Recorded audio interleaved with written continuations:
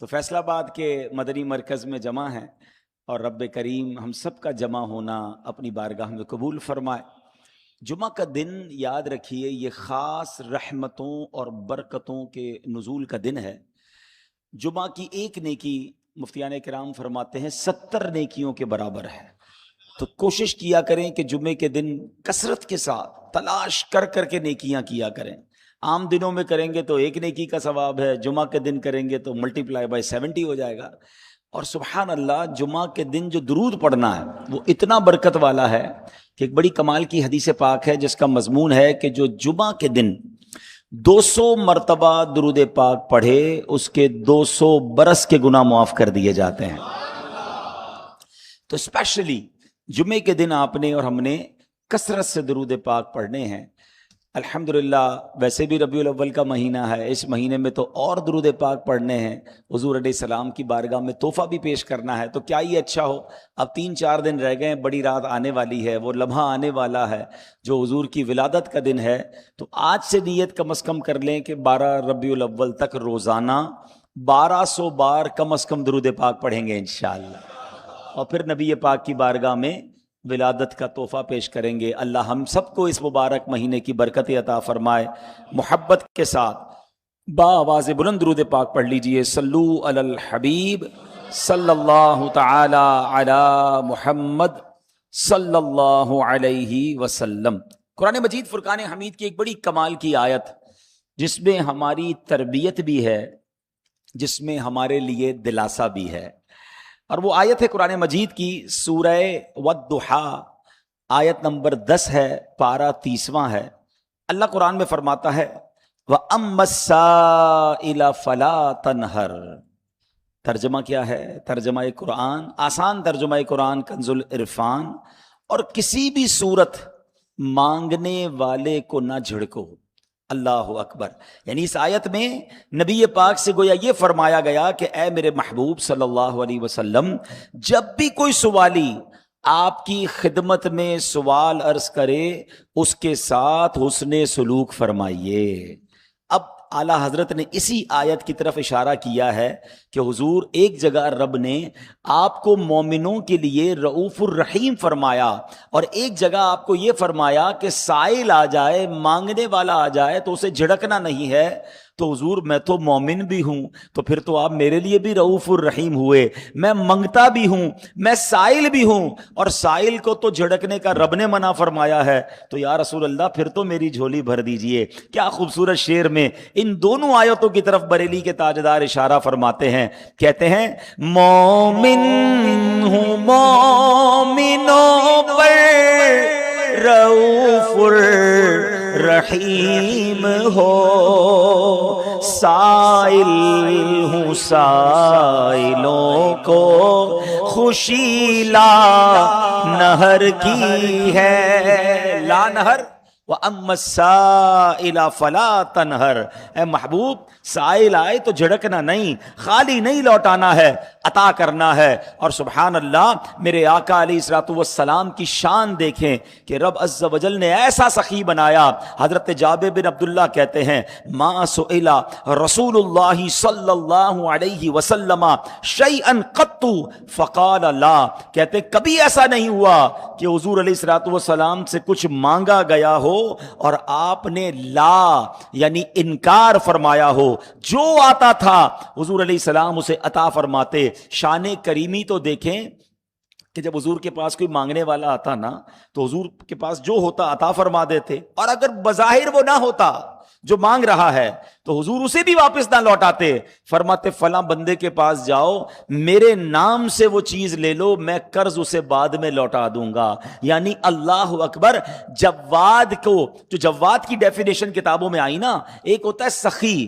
جو اپنے اوپر بھی خرچ کرے دوسروں پر بھی خرچ کرے، مگر حضور جواد تھے۔ حضور علیہ السلام آج بھی جواد ہیں۔ کیا ہوتا کہ حضور جواد اسے کہتے جو اپنی ذات پر خرچ نہ کرے مگر دوسروں پر خرچ کرے۔ اللہ اکبر۔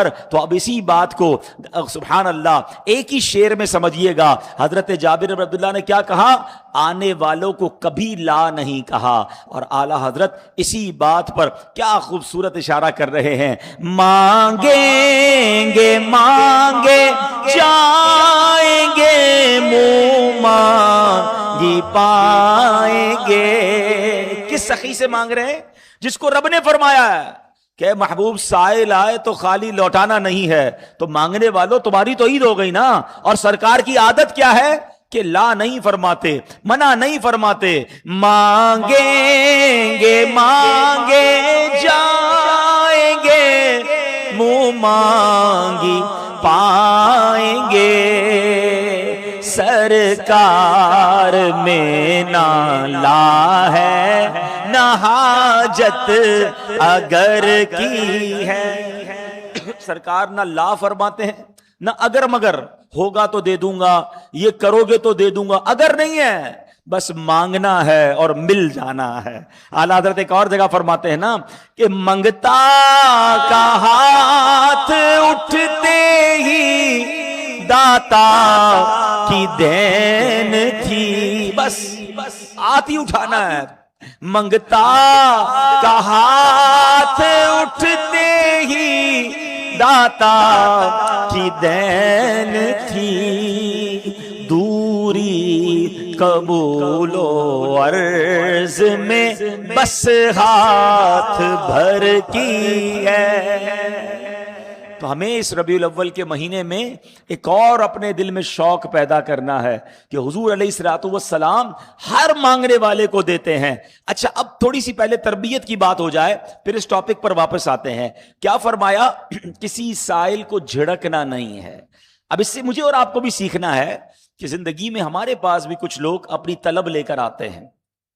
کوئی پیسوں کی مدد لینے آتا ہے, کوئی جناب کسی اور چیز میں ہیلپ مانگتا ہے. اللہ نے اگر آپ کو اس قابل بنایا ہے نا کہ کوئی آپ سے اپنی حاجت طلب کر رہا ہے, تو یہ رب نے آپ کو بنایا. بلکہ ایک حدیث پاک ہے جس کا خلاصہ ہے کہ رب جس سے بھلائی کا ارادہ فرماتا ہے اسے لوگوں کا حاجت روا بنا دیتا ہے. تو خوش نصیب ہیں وہ لوگ کہ مصیبت کے وقت, پریشانی کے وقت لوگ آپ سے رابطہ کر رہے ہیں. اور ہر چیز پیسوں سے حل نہیں ہو رہی ہوتی. کوئی بندہ آپ سے کہتا ہے ذرا فلاں بندے کو میرا کام کہہ دیں, ذرا فلاں جگہ پر میری جائز سفارش کر دیں, اچھا فلاں جگہ میرے ساتھ چل لیں تو میرا ذرا کام ہو جائے گا. تو جہاں جہاں آپ کسی کی مدد کر سکتے ہیں ضرور کریں. اور اگر نہیں کر سکتے, ایسا ہوتا ہے کہ بعض اوقات ہمارے پاس بھی وہ وسائل نہیں ہوتے, مگر جھڑکنا نہیں ہے, ڈانٹنا نہیں. اچھا, عجیب معاملہ ہے, کچھ لوگ بانٹ بھی رہے ہوتے ہیں, ڈانٹ بھی رہے ہوتے ہیں. ابھی ربیع الاول میں ہوگا جلوس میں, محفل میں لنگر کھلا رہے ہیں. بھائی لنگر کھلائیں, ادب سے کھلائیں. ڈانٹ بھی رہے ہیں, جھاڑ بھی رہے ہیں, معاذ اللہ گالیاں دے رہے ہیں اور بانٹ بھی رہے ہیں. یہ کون سا بانٹنا ہوا؟ آپ کے بانٹنے کا ثواب تو گیا سائڈ پہ, آپ تو دل آزاری کر رہے ہیں. اگر کوئی غریب بھی ہے آپ اس کی مدد بھی کر رہے ہیں. آپ مدد کریں تب بھی نہ ڈانٹیں, اور مدد نہیں کر سکتے تب بھی جھڑک کر منع نہ کریں. ایک طریقہ کیا ہوتا ہے, کیا روز روز مانگنے آ جاتے ہو, شرم نہیں آتی ہے, میرے پاس کیوں آتے ہو, تنگ نہیں کر رہا آئندہ مجھے. ایک منع کرنے کا انداز یہ ہے, اور ایک آپ میرے پاس تشریف لائے, معذرت خواہ ہوں میں آپ کی مدد نہیں کر سکتا, اللہ آپ کی مشکل آسان کر دے. آپ نہیں کر سکتے تو بات تو اچھی کر لیں. آپ جھڑک کر اگر دیں گے تو بھی غلط ہے, اور نہ دے کر جھڑکیں گے تو بھی غلط ہے. قرآن کہہ رہا ہے اپنے حبیب علیہ السلام سے, محبوب سائل کو جھڑکنا نہیں ہے. مگر آج مانگنے والوں کو, آج مدد طلب کرنے والوں کو, آج محتاجوں کو, آج غریبوں کو, ملازمین کو, بعض اوقات تو ملازم بھی آتا ہے اپنے سیٹ کے پاس کہ بھائی مجھے چھٹی چاہیے, میرا فلاں مسئلہ ہے, میری تنخواہ بڑھا دیں. آپ نہیں بڑھا سکتے, آپ پر واجب نہیں ہے, تو کم از کم پیار سے تو بنا کریں, پیار سے تو بات کریں. سیدی اعلیٰ حضرت نے یہی بات بڑے پیارے انداز میں کہی, کہتے ہیں شربت نہ دیں نہ دیں, کریں بات لطف سے. شربت نہیں پلا سکتے, میٹھی بات تو کر سکتے ہو نا, اس میں تو پیسے نہیں لگتے نا. شربت نہ دیں نہ دیں, کریں بات لطف سے. یہ شہد ہو تو پھر کسے پرواہ شکر کی ہے. میٹھی بات تو کرنا سیکھ جائے نا. تو ہم جب نبی پاک کے میلاد کو منا رہے ہیں اس مہینے میں, سیرت مصطفیٰ صلی اللہ علیہ وسلم کو سن رہے ہیں, وہاں یہ بات بھی سیکھنی ہے کہ دربار مصطفیٰ سے ہمیں آداب کیا مل رہے ہیں. کہ قرآن میں رب نے فرمایا, اور اللہ اکبر, میرے آقا کا انداز یہی تھا, کیسا بھی سائل آئے حضور علیہ الصلوۃ والسلام اس انداز سے اس سے پیش آتے. حالانکہ بعض اوقات سائلین کی طرف سے ادب کے خلاف بات ہو جاتی تھی. حضرت انس بن مالک رضی اللہ عنہ فرماتے ہیں کہ ایک مرتبہ نبی پاک علیہ الصلوۃ والسلام کی خدمت میں حاضر تھا, تو پیارے آقا علیہ الصلوۃ والسلام نے ایک بڑے موٹے کناروں والی چادر اوڑھ رکھی تھی. آج کی زبان میں ہم اگر کھیس وغیرہ موٹی ہو تو خردری ہو جاتی ہے. اب نبی پاک نے موٹے کناروں والی چادر پہنی تھی, تو ایک دیہاتی پیچھے سے آیا اور اس نے چادر کو ہی پکڑ لیا اور کھینچنا شروع کر دیا. اب نبی پاک کو میں نے دیکھا کہ اس چادر کے کناروں کی وجہ سے حضور علیہ السلام کے نرم و ملائم جسم مبارک پر نشان پڑ گئے. اب اس جگہ اپنے آپ کو رکھ کر سوچیں کہ کوئی مانگنے والا آئے اور ہماری چادر کھینچے, اور چادر کھینچنے سے ہمیں تکلیف ہو, کتنا غصہ آ جاتا ہے کہ یار ایک تو مانگنے والا ہے, وہ دوسرا میرے ساتھ ایسا کر رہا ہے. مگر کمال جائیے شفقت مصطفیٰ پر. اللہ نے فرمایا تھا نا وَأَمَّا السَّائِلَ فَلَا تَنْهَرْ. حضور علیہ الصلوۃ والسلام کو کھینچ کر پتہ کیا رہا ہے چادر کھینچ کر, کہ اے محمد علیہ الصلوۃ والسلام اللہ پاک کے دیے ہوئے میں سے مجھے بھی عطا فرمائیں. اب اس انداز پر نبی پاک علیہ السلام نے مڑ کر اس دیہاتی کو دیکھا تو مسکرا کر دیکھا, ہائے ہائے مسکرا کر دیکھا, اور فرمایا اس دیہاتی کی مانگ پوری کر دی جائے, جو مانگ رہا ہے اسے دے دیا جائے. تو اے میرے پیارے اسلامی بھائیوں, کبھی بھی بعض اوقات جو بندہ ہم سے مانگنے آتا ہے نا وہ پریشان ہوتا ہے, اس کو بعض اوقات بات کرنا نہیں آ رہی ہوتی, بعض اوقات وہ بدتمیزی بھی کر جاتا ہے, بعض اوقات وہ اپنی بات صحیح کر نہیں پاتا, اس کے پاس الفاظ بن نہیں رہے ہوتے. تو اس کے الفاظ کو نہ دیکھو, اس کی پریشانی کو دیکھو. آپ نے دیکھا ہوگا کبھی کبھی ہاسپٹل میں ڈاکٹر کے پاس مریض ہاسپٹل کو ہی ڈاکٹر کو ہی برا بھلا کہہ رہا ہوتا ہے, چیخ رہا ہوتا ہے, حالانکہ ڈاکٹر تو علاج کر رہا ہے مگر وہ ڈاکٹر کو ہی برا بھلا کہہ رہا ہوتا ہے کیونکہ اسے درد ہو رہا ہوتا ہے.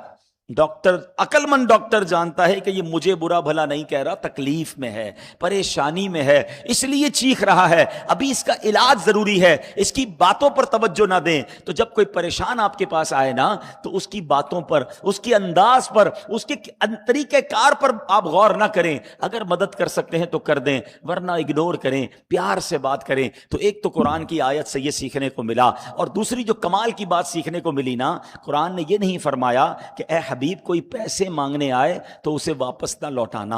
وَأَمَّا السَّائِلَ فَلَا تَنْهَرْ. محبوب جو بھی آئے اور جو کچھ مانگے اے حبیب تم نے واپس نہیں لوٹانا, اسے عطا کرنا ہے. یعنی زندگی مانگنے والا آئے, آخرت مانگنے والا آئے, دولت مانگنے والا آئے, تاج و تخت مانگنے والا آئے, اللہ اکبر, صلاحیتیں مانگنے والا آئے, کوئی قید نہیں لگائی. اے محبوب جو آئے تم نے عطا کرنا ہے. اللہ نے فرمایا تھا تو اس کا مطلب یہ اللہ نے اپنے حبیب کو یہ سارے خزانے بھی عطا کر دیے کہ محبوب جس نے جو مانگنا ہے تم نے عطا کرنا ہے. اور ایسا ہی ہوا کہ پھر نبی پاک نے وہ عطا کیا. تو مانگنے والوں پھر گھبرانا کیسا؟ میرے رضا کہتے ہیں کریم ایسا ملا کہ جس کے کھلے ہیں ہاتھ اور بھرے خزانے. دنیا میں کسی سخی سے مانگو نا تو پتا ہے تھوڑے خزانے ہیں, تھوڑا بال ہے, پھر تو ختم ہو جائے گا تو کیسے دے گا. مگر آقا وہ ہے کریم ایسا ملا کہ جس کے کھلے ہیں ہاتھ اور بھرے خزانے.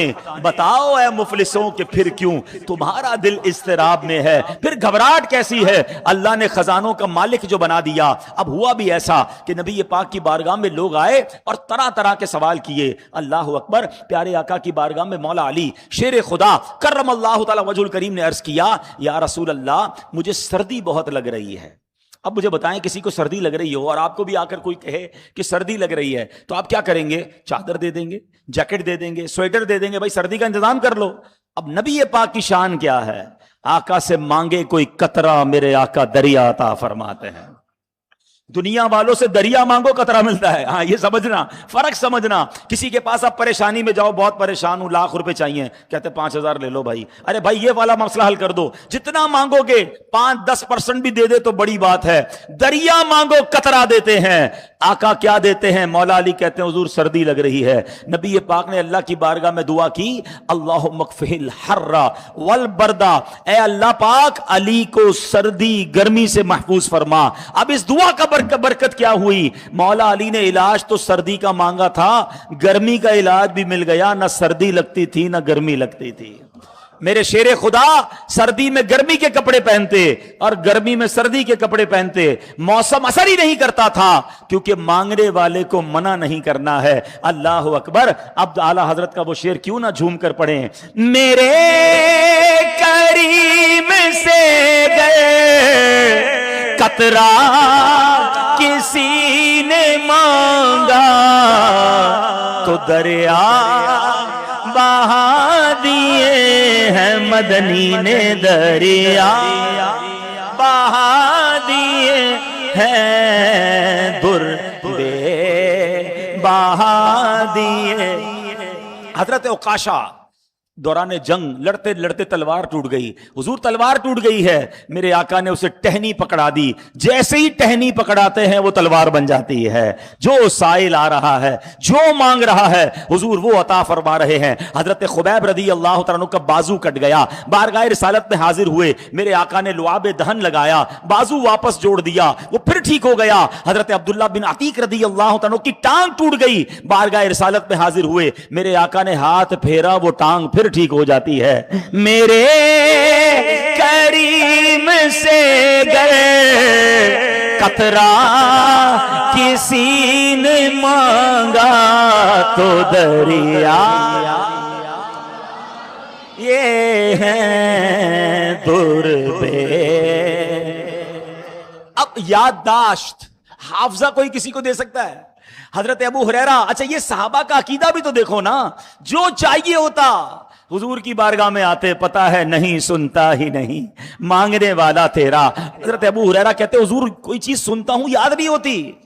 نبی پاک نے فرمایا اے ابو ہریرہ ایسا کرو, ابسط ردا اکا, اے ابو ہریرہ اپنی چادر بچھاؤ. نبی پاک نے اپنا مبارک ہاتھ بند کیا, حضرت ابو ہریرہ کی چادر میں کھول دیا اور فرمایا اے ابو ہریرہ چادر کو سینے سے لگا لو.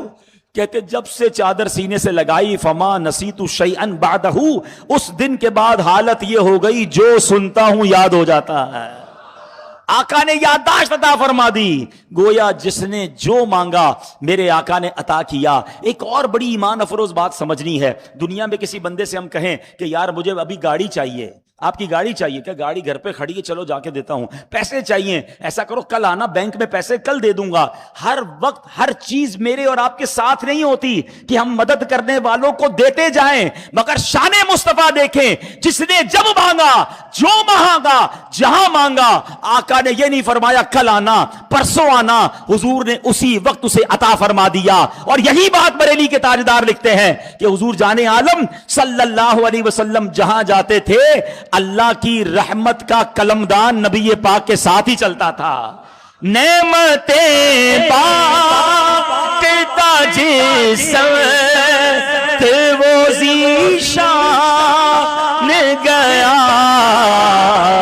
ساتھ ہی منشی رحمت کا قلمدان گیا.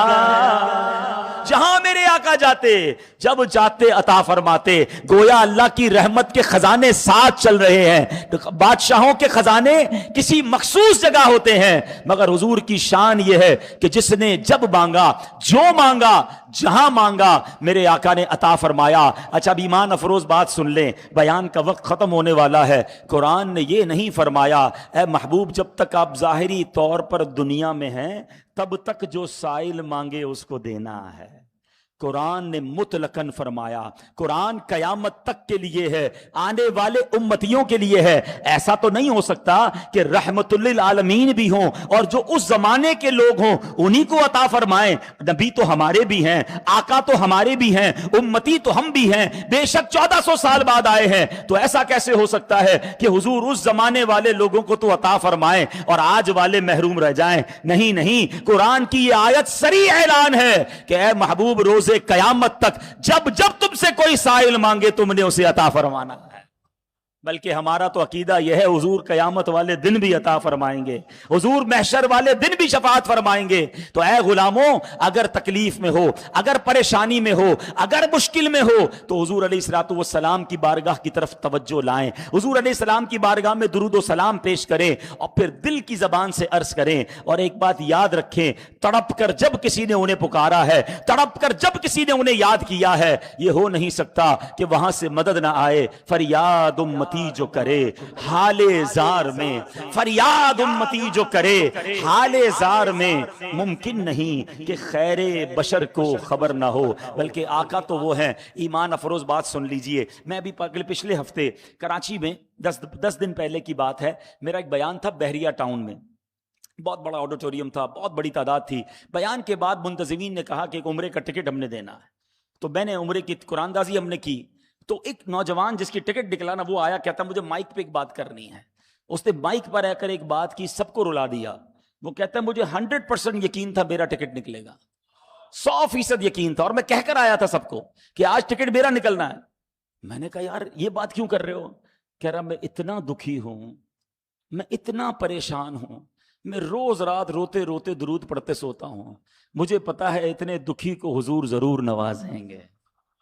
تو کیا پتا چلا کہ اگر دل سے پکارو نا تو آج بھی کرم ہوتا ہے. اور آقا تو وہ ہیں تم اس کے طرفدار ہو، تم اس کے مددگار، جو تم کو نکمے سے نکما نظر آئے، لگاتے ہو اس کو بھی سینے سے آقا جو ہوتا نہیں منہ لگانے کے قابل. تو اے میرے پیارے اسلامی بھائیوں، پریشان ہیں، بیمار ہیں، دکھی ہیں، قرضے میں ہیں، اللہ کے حبیب کو اللہ نے بڑے کمالات سے نوازا ہے، دل سے انہیں پکاریے، ان کے در سے آج بھی کرم ہوتا ہے. وہ اپنے امتیوں پر بڑے مہربان ہیں، ہمارے ماں باپ سے زیادہ ہم پر محبت کرنے والے ہیں. اللہ کریم ہم کو اس مبارک مہینے کی برکت نصیب فرمائے. حضور کے میلاد کے صدقے ہمارے دکھ، ہماری پریشانیاں، ہماری مصیبتیں دور فرمائیں. کسی کو ہو سکتا ہے کنفیوژن ہو رہی ہو کہ اللہ کے سوا رسول پاک سے کیوں مانگنا ہے، وقت تھوڑا ہے، مگر ایک حدیث سنا کر کم از کم کنفیوژن دور کر دوں. اور یہ بخاری کی حدیث ہے. اللہ کے حبیب فرماتے ہیں انما انا قاسم واللہ یعطی، فرمایا اللہ عطا کرنے والا ہے، میں تقسیم کرنے والا ہوں. بخاری کی حدیث، اس کا مطلب اللہ کی عطا ہے، دینے والا رب ہے، مگر تقسیم در مصطفیٰ سے ہوتا ہے. پنجابی میں کہتے ہیں نا، دساں گل کی خزینے کی ساری دنیا خاندی ہے، خیرات مدینے دی. تو بہرحال دل سے اپنی تڑپ کے ساتھ حضور کی بارگاہ میں عرض کریں، ضرور کرم ہوگا. الحمدللہ ایسی پیاری باتیں، عشق و محبت بڑھانے والی باتیں دعوت اسلامی کے ماحول میں سکھائی جاتی ہیں. اس ماحول سے وابستہ رہیے، دعوت اسلامی کے اجتماعات میں آتے رہیے تو نبی پاک سے محبت میں اضافہ ہوتا رہے گا. قافلوں میں سفر کیجئے، اور انشاءاللہ 12 ربیع الاول کی رات ایک عظیم و شان اجتماع میلاد دھوبی گھاٹ میں انشاءاللہ ہوگا. تو وہ رات تو گزارنے والی رات ہے، وہ رات جاگنے والی رات ہے، اور خاص جو صبح صادق کا وقت ہے وہ رحمتیں لوٹنے کا وقت ہے. تو انشاءاللہ اس وقت جب دامن کو پھیلائیں گے اور اپنی جھولیاں کو بھریں گے، پھر جلوس میلاد میں بھی شرکت کریں. اللہ کریم ان مبارک لمحات کو بڑے محبت اور شوق کے ساتھ ہمیں منانے کی توفیق عطا فرمائے، اور اس خوشیوں کے مہینے میں اللہ ہمارے دکھوں کو خوشیوں میں بدل دے. آمین بجاہ النبی نبی صلی اللہ